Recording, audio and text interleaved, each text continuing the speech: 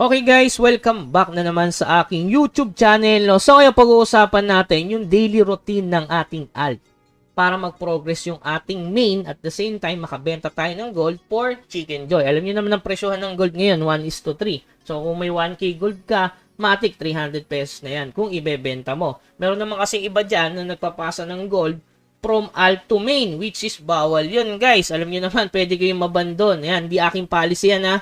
Policy ni Mirpor yan, nasa Article 9 yan. Ayan, if multiple accounts nag-try magpasa ng gold sa alt to main, pwede kayo madali yan guys. Basahin nyo na lang yan, napaliwanag ko yan nung sa live stream natin. Kasi marami nagtatanong yan, Kuya Bax, bawal ba talaga magpasa? Yan guys, basahin nyo na lang. Siyempre, yung iba, matagal na ginagawa, hindi pa nahuhuli. Pero once na nahuli kayo dyan guys, liable kayo dyan. Kasi nandito yan sa settlement, pwede kayo mahuli dyan. Okay? So ngayon pag-usapan natin ano ba yung unang ginagawa ko. Siyempre MS, Magic Square. Kakailangan tapusin niyo yung Magic Square at the same time tapusin niyo yung SP. So sa Magic Square, ano ba ginagawa mo Kuya Bag? Siyempre balance. Dapat isang buwan kayo sa Gold Chamber o sabihin natin sa Silver Chamber para AFK ka na lang. Hindi mo na kailangan tingin yung character mo. Yan, pwede kang mag-AFK ng 1.5 oras sa Silver Chamber. Siyempre meron yung Old Silver.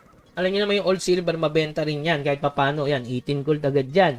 So, yun yung ginagawa ko, guys. Dapat balance din. Isang buwan sa silver chamber, isang buwan naman sa XP chamber. Bakit, Kuya Bugs? Siyempre, guys, binabalance natin yung pagpa-farm natin sa MS para makapag-summon tulad nito. Lunar Shard, kung titingnan nyo dito kasi, ang Lunar Shard ay madalas makuha yan sa gold chamber o silver chamber. Tapos, ito naman, itong ethereal, nakukuha to sa experience chamber. Pwede kayo sa training chamber. Kasi yung magic stone kasi, goods naman yan guys. Kaso, pwede ka mapigay dyan. Walang safe zone kasi sa magic stone compare sa XP. Kaya, mas maganda isang buwan sa XP, isang buwan sa gold chamber. Para makapag-summon kayo at may bigay nyo yung summon sa inyong main. Ito na yung para makatulong kayo sa main nyo. Yan yung unang ginagawa natin sa Magic Square. Tapos, lahat ng makukuhang Asian coin, ita-trade natin sa glittering para maging golden. Yan, katulad yan guys, oh. May 24 na naman tayong summon. Yan, 45 pieces na yung summon natin. Sa isang main alt lang yan guys. Malaking tulong yan para sa maboost yung main nyo. Alam nyo naman to, meron naman ng content dito regarding dito. Yung 100 summon nito, diba may content na tayo. Okay, pangalawa, SP. Kuya Bag, ano ba ginagawa mo sa SP? Madalas sa SP guys, mas maganda ko sa SP 5F kayo. Kung hindi kayo napapatay doon, kadalasan sa 3F na lang ako para mag-farm na lang ng SP 2F summon. So dapat guys, balance din. Kapag nag-AFK ng isang buwan, dapat yung susunod na buwan is magmina ka naman kahit sa SP 9F para maging balance yung bato. Okay? So kanina nag-summon ako kasama yung aking main. Teka lang, ito. Kasi yung mga bato. Ito kasi guys sa AFK. Ito yung kailangan nyo sa SP2F Big Boss. So ayan, makita nyo magdamag ako nag-AFK. Tapos ito naman, nakukuha to sa mining. Ayan, Gathering, Mining, Dark Steel. Kaya kailangan balance. Isang buwan na puro AFK, isang buwan na magmina ka. Para yung summon sa SP2F, ipakain mo sa main mo. Kasi siguradong tataas yung progress, including niya dyan yung skill. Kung SP4F yan, pwede nyo ibenta. Hindi ko alam kung ano price niya. Alam ko 25 pesos may nabili, 20 pesos to 25.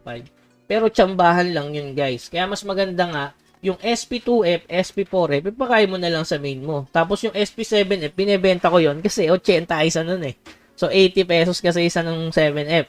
So alam nyo naman kung sinong sang server may nabili nun, Asia 73. PM nyo sa Discord kung marami kayong stock ng summon.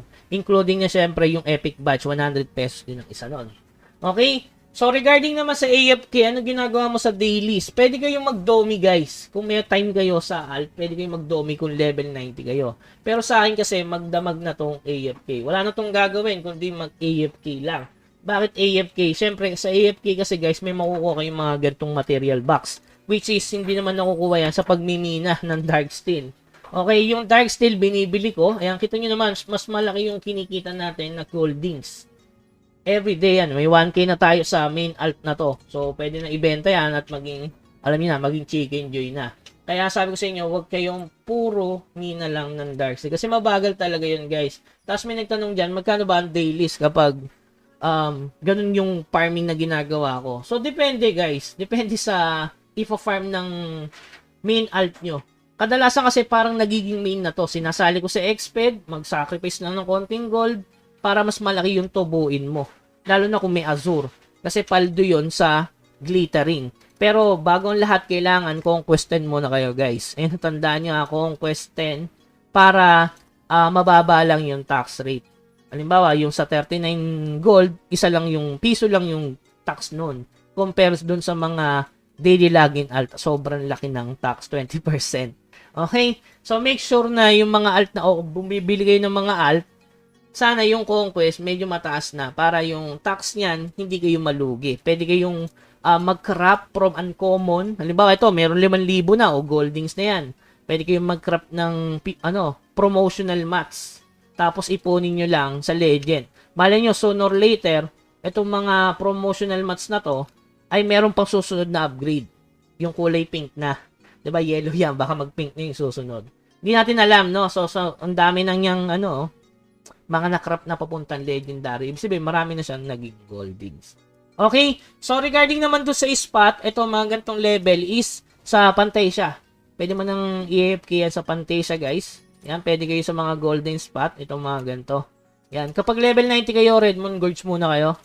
So, sa Red Moon Gorge, pwede kayo doon sa Dilaw, dito. Dito sa 3F Dilaw, o kaya dito, o kaya dito. Dito, maganda rin na spot. Mismong yan, sa boss na yan, tsaka dito. Sobrang daming kalaban dyan, tsaka dito. Pati sa green dito, yan. Pwede kayo mag-spot dyan kung may mga tao. Red Moon Gorge 3F. Kasi meron niyang spiritual center na pampagoldings katulad nito, guys. Sa Codex. So, napaliwanag ko na yung nakaraan ito. May mapupulot kayo ng madaming ganito na pampagoldings din. I-plus 4 mo yan, may goldings pa rin yan. 40, 60 gold, ganon.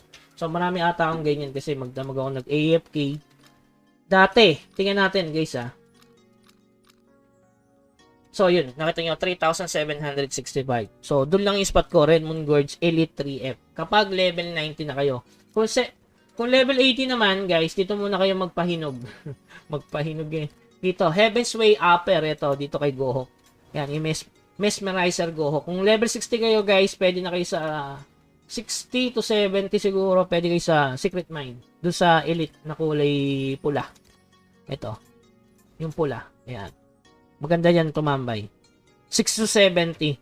Kapag pa 80 na kayo, doon kay Gohok. Tapos pag 90, Red Moon Gorge. Kapag 100 plus 110, pwede na kayo mag-Pantasia. Kung leveling system ang gagawin nyo. Pero kung ganyan level, pwede pa kayo tumambay sa Red Moon Gorge kasi mas mabilis makakapatay ng monster. Pero since marami na nga tayong pang codex yun, pwede natin gawing gold yun. Tapos regarding naman dito sa ba't marami, yun nga, nasali kasi sa Exped. Kasi may nagtatanong ba't ang dami ko daw ganito. So, gawa yan sa Exped. Tapos CC pa. Once na nag-donate ka, kasali ka na sa CC. Kaya yung mga alt dito ng iba hindi na inaalis kasi nga, solid kasi sa goldings talaga kapag sumasali ka sa expedition. Okay? So, yun lamang guys. Hanggang sa muli. Paalam.